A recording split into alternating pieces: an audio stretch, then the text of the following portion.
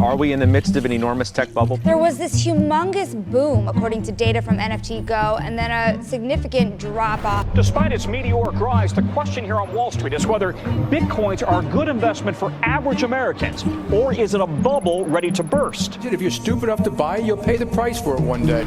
These hype cycles around new technology keep happening, and sometimes they're legit. But most of the time, it's bullshit.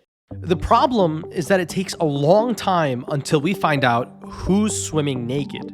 Until then, billions of dollars are invested and lost, causing recessions and unemployment. I'm deeply sorry about what happened. But this isn't new. Technology bubbles have consistently happened throughout history. For example, railway mania of the 1840s and bicycle mania of the 1890s. New technologies such as automobiles, the radio, and electrification were a huge part of the roaring 1920s. And of course, the dot-com bubble of the 1990s. I have spent a ton of time researching, trying to understand the cause of tech bubbles, trying to answer questions like, why do they keep happening? And why do we keep falling for them? Are we in one right now? What are the signs of a bubble? Who gets hurt the most? And how do we protect ourselves when a financial bubble pops? I think I have the answers to these questions now, and I want to share them with you. I want to do this by walking you through one of the worst economic bubbles in history, the dot-com bubble. Bubbles used to occur roughly every 50 years, but since the dot-com bubble, they've happened every 6 years. The factors responsible for the internet bubble are also why we're seeing more bubbles happening today and why they're going to happen more often in the future. The dot-com bubble is a story that explains how revolutionary technology ignites a perfect storm of greed, speculation, and stupidity. My name is Raf, and this is Failure in Future.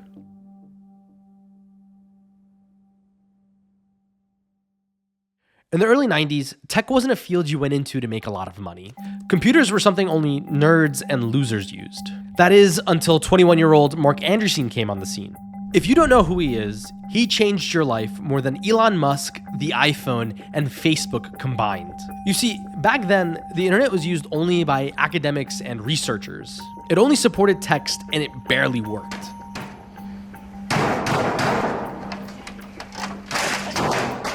Remember this sound? Andreessen changed your life with a college side project when he created Mosaic. Mosaic became the foundation for the company he later co-founded in 1994, Netscape. Through Netscape, the internet was no longer just for nerds and losers. It was for everyone. In just 6 years, the number of people using the internet went from 14 million in 1993 to 281 million in 1999. Now that I've gotten on the internet, I'd rather be on my computer than doing just about anything. And in just 18 months, Netscape went from a college dorm room project to a $2.2 billion publicly traded company that made no money. But that didn't matter. They had a great narrative about long-term growth, combined with the Midwestern charm of a 20-something Mark Andreessen, and that was enough for investors. At 11 a.m. this morning, Netscape stock went public and Wall Street went bonkers. At 24 years old, Mark Andreessen was worth $80 million, with the company's employees, including its secretaries, became multi-millionaires. The company didn't just change the entire tech landscape, it completely broke all the rules of how investors back technology companies. Netscape had nothing to show investors but massive losses.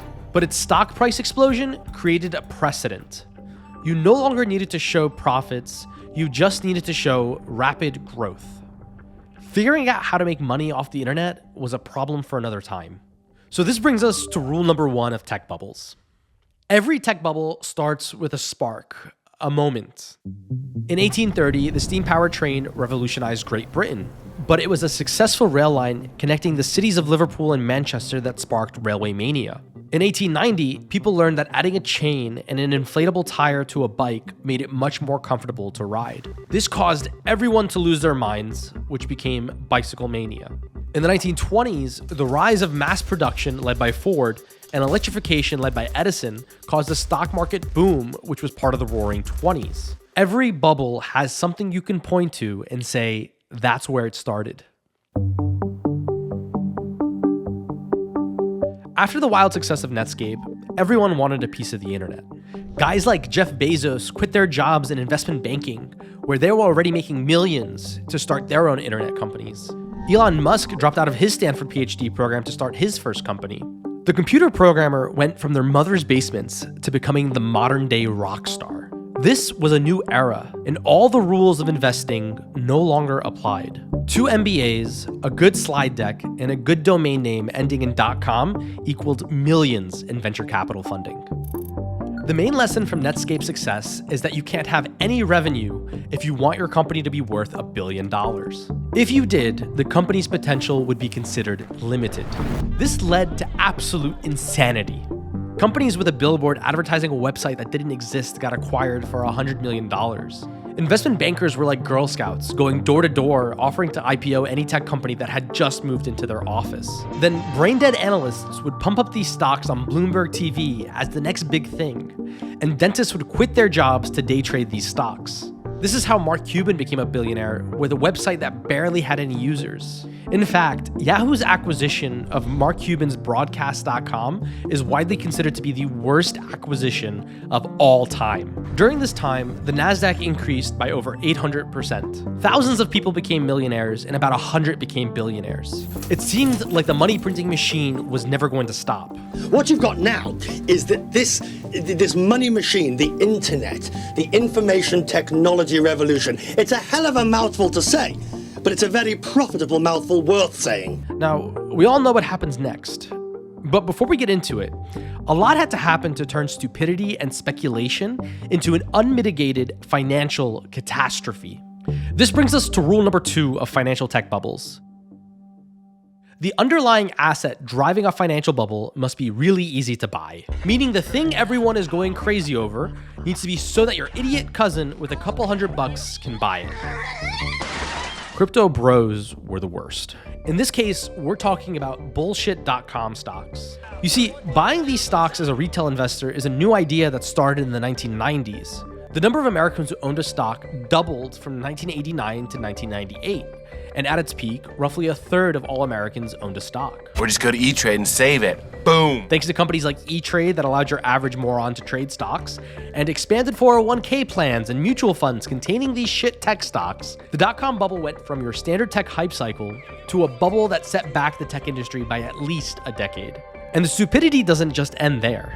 People weren't just buying dogshit tech stocks with their own money. They were borrowing money from banks to buy these stocks. This is called margin trading. The idea is simple. You borrow $100 to buy a stock, and when that stock goes up, you sell your stock and pocket the difference. During the height of the dot-com bubble, margin lending tripled, which leads us to our 3rd rule of financial bubbles. Tech bubbles require that low-interest loans be available to everyone. The US economy was strong in the 90s, and with low interest rates, anyone could borrow cheap money and get rich quick. If new technology is the spark, making it easy to invest is the fuse, and cheap credit is the dynamite that causes everything to explode. Give everyone a reason to be excited about new technology. Make it cheap to borrow money. Make it stupid easy to invest in this technology, and have a 24/7 media cycle talking about how rich people are becoming, and you have all the ingredients you need to create a bubble. By June 2000, the dot-com bubble had popped. The Nasdaq fell by 25%, and by October 2002, it finally bottomed out, losing 80% of its value. The chaos that came next was unprecedented. Unemployment skyrocketed. The mayor of San Francisco declared a state of emergency, and homelessness reached all-time highs, caused mainly by all the unemployed computer programmers. Except, none of that happened. In fact, the recession that followed the bursting of the dot-com bubble was mild, lasting only a couple months. And this surprised me during my research. Why did the stock market crash of the 1920s lead to the Great Depression? Why was the financial crash of 2008 so painful? But an 80% drop in the Nasdaq, meaning the entire stock market crashed by 80%, barely impacted the economy in 2002. What I learned is that it boils down to how exposed the overall economy is to the thing causing the bubble. Leading up to the Great Depression, middle-class Americans and banks were heavily invested in the stock market. When the market crashed and there was a run on the banks became insolvent and started to fail. When the banks went under, businesses lost access to credit and capital, leading to mass layoffs. With no jobs and no access to credit, consumer spending cratered, creating a vicious cycle that led to the Great Depression. Leading up to the 2008 financial crash, mortgage-backed securities created a new way for big banks and financial institutions to invest in the real estate market.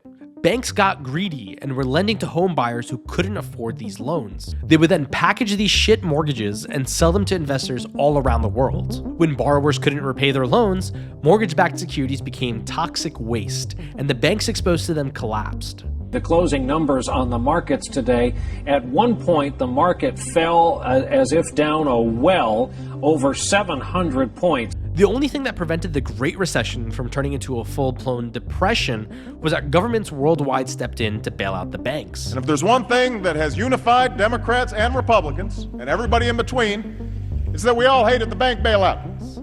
But by the time the bank bailouts happened, the damage was done, and millions of people lost their homes and jobs. The dot-com bubble didn't lead to the same economic collapse because big banks weren't overly exposed to tech stocks. So when the dot-com bubble popped, the pain was confined mainly to Silicon Valley investors and software engineers. Yeah, middle-class Americans lost their investments in tech stocks, but it's not like they lost their homes like in 2008. This leads us to rule number 4 of financial bubbles. How bad the damage is when a bubble pops depends on how central it is to the rest of the economy and how exposed the banks are to the asset. You should be terrified if JP Morgan decides to put all of its money in Bitcoin. Believe it or not, financial bubbles are happening more often. Before 1990, financial bubbles would happen roughly every 50 years or so. After the Great Depression in the 1930s, there were no significant financial bubbles until the 1980s when Japan experienced its lost decade. This one was interesting because Japan's bubble was caused in part by low-interest loans given to the Yakuza, who in turn drove up stock and real estate prices. But anyway, after the dot-com bubble popped, we've experienced a financial bubble on average every 6 years. The 2008 financial housing crisis, the unicorn bubble of the 2010s, known best by companies like FTX, Theranos, and WeWork, the Bitcoin and crypto bubbles of 2018, and now the AI bubble of the 2020s. Financial bubbles are happening for many reasons, but I'm going to name 5 that I believe best paint the picture. Number 1, bank deregulation. In the 1970s, laws were passed that removed government oversight into who banks can loan money to and what they can do with your money, which means capital moves around a lot easier. Number 2, globalization. The world economy has become much more intertwined. Not only is it easier for banks to lend money, but there's also a massive injection of capital coming in from other countries. Number 3, historically low interest rates. There is a lot of money to go around, and the cost to borrow money is at record lows. Number 4, technology advancement is accelerating. As Moore's Law explains, the number of transistors that can fit on a computer chip doubles every 2 years. Technology is exponentially improving, which means more sparks and things to get excited about. Not to mention, new technology makes it easier to buy and sell things like stock and crypto. Number 5, new ways to invest like through an index fund, meaning more money is being thrown at whatever the hottest thing is in the market. It all boils down to the 3 ingredients of a bubble we talked about earlier: a spark, cheap capital or credit, and new and easier ways to invest in something. Okay, there's something else I need to talk to you about. We need to talk about gambling. Our culture has become obsessed with gambling, and this is a new thing. In the 1870s, after a scandal in the Louisiana lottery, most forms of gambling were made illegal. If you wanted to gamble, you had to go to a racetrack, which wasn't very popular and requires you to travel. And until 1990, legalized casinos could only operate in Las Vegas and Atlantic City. If you wanted to play a game of craps or roulette, you'd have to go to a shady underground gambling ring run by the mafia. That is until the end of the 1900s when states started to legalize gambling. Thanks to the internet and computers, new forms of gambling such as slot machines, online video poker, and sports betting apps have become possible. And Americans love to gamble. In 2023, Americans wagered over $66 billion across casinos, sports betting, and online gambling. That's more than what America spent on movies and video games combined. With this new obsession with risk-taking, it was only a matter of time before the West turned to the stock market as its latest casino. Suddenly, apps like Robinhood turned the market into a game of roulette, where a company's earnings report is a square on the roulette table and options trading is the way to wager a bet. Lunatics would then find each other on Reddit to form the community Wall Street Bets, where they would gamble away their life savings on a company's stock and share their winnings with their fellow idiots. Seeing other people making millions betting on stocks like GameStop further fueled this insanity. It's not only the economics and technology of today's world economy that causes bubbles. We as a society have changed and have become much more comfortable with gambling and risk. Hype cycles and financial bubbles are now the norm. We need tech bubbles. While it does suck that when a bubble pops, people lose their investments, 401k plans, and in the worst case, their jobs. But it's during this time that something magical happens. During a bubble, a ton of money is invested in building out infrastructure that makes it possible so that a college kid can start a business in their dorm room. Every great company is built on the infrastructure established by previous generations. For example, Jeff Bezos needed the United States Postal Service and its shipping and delivery network to be able to start Amazon. After the dot-com bubble popped, even though most internet companies failed, the heavy investment in fiber optic networks, data centers, and broadband infrastructure made it possible for companies like YouTube, Netflix, and Facebook to exist. Not only that, but it's through investors' irrationality that visionary ideas get off the ground. Without the recent excitement around AI, ideas like self-driving cars and AGI would never get the type of funding that they're getting now. It's important to pay attention to what ideas are getting a lot of investment during a bubble, because it's a strong signal for what's to come. Failed .com companies like Pets.com and Webvan.com were ahead of their time. When the necessary infrastructure was built, companies like Chewy and Instacart were able to accomplish the missions of these OG .com companies. Cryptocurrencies were invented after the 2008 financial crash.